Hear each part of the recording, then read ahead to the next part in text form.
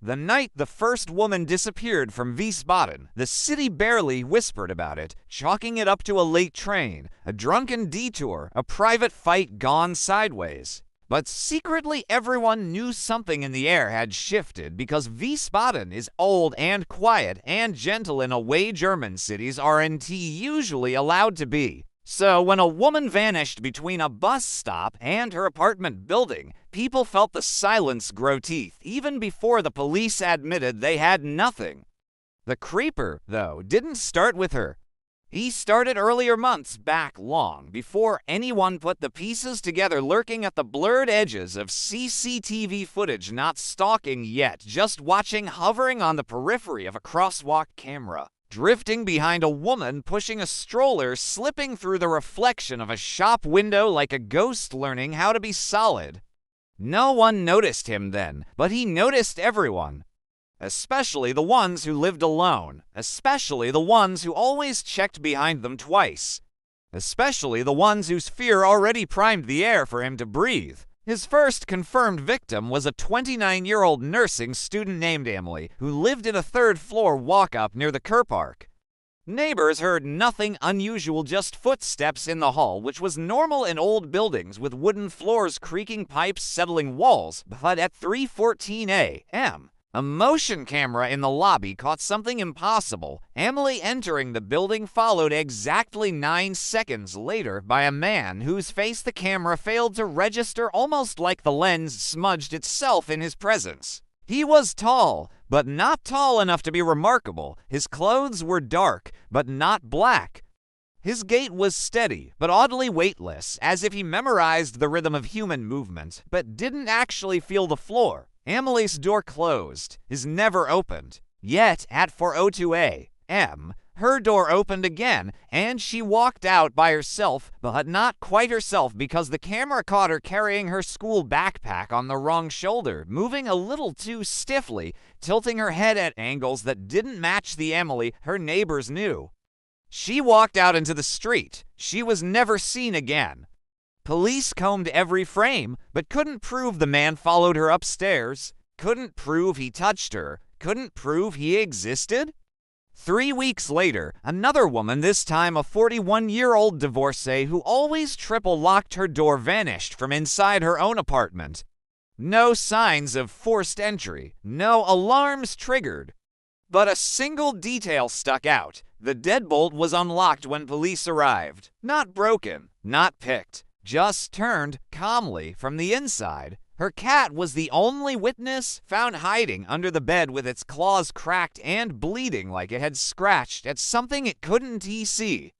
Investigators began whispering the word intruder, but the press called him something else, Der Schleicher, the creeper, and the name stuck because that was exactly what he did. He slid into places he shouldn't be, slipped through lives like a shadow with a pulse.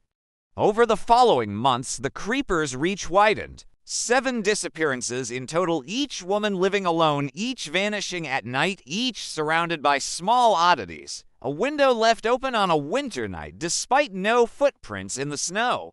A voicemail recording that captured nothing but a woman's breathing, and underneath it a faint clicking sound, like someone adjusting their jaw.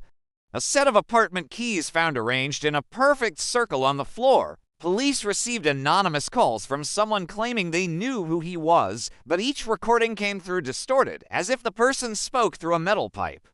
"You won't catch him?" the voice whispered. "You can't catch what learns you," the city panicked. Women carpooled everywhere. Hardware stores sold out of door braces and pepper spray. But the creeper didn't slow down. Instead, he changed. For the 8th target, he didn't enter her home. He waited until she stepped outside for work, broad daylight, 10:13 a.m., and walked right behind her as if they were heading to the same place. Several witnesses saw them, but none thought it was unusual until after she vanished. The last confirmed CCTV footage of her shows a reflection in a storefront window. She walks past, he walks behind. But his reflection comes a second late, like it's stuck. Like it's lagging behind the act of being human.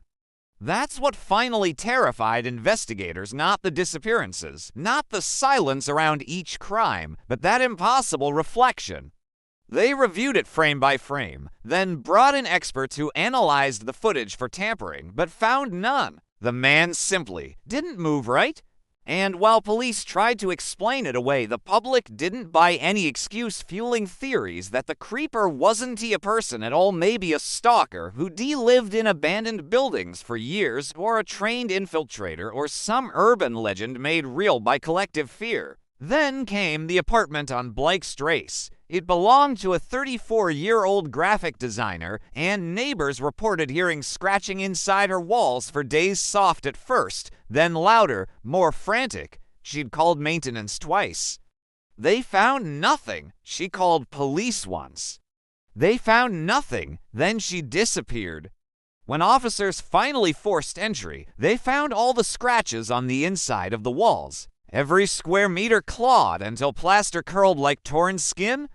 And on the ceiling, written in long, uneven finger streaks, was a smear of dust that spelled, "I watch you back." Authorities sealed that apartment off permanently. No official explanation given. Rumors say the message couldn't be cleaned no matter how many times workers were painted. It bled through again. The creeper was never caught. No bodies were recovered. No more CCTV sightings emerged after 2017, but missing person reports in neighboring towns increased quietly, subtly, almost rhythmically. And residents swear that at night in the narrow streets where the lamps flicker and your reflection moves just a beat to slow in the glass storefronts, you can feel someone behind you, not close enough to touch. Not far enough to ignore, just learning you, studying your steps, waiting for the moment when you stop checking behind you, when you think you're finally safe, when the city softens for just a second. That's when he slips in, and once the creeper knows your rhythm, he never stops following it.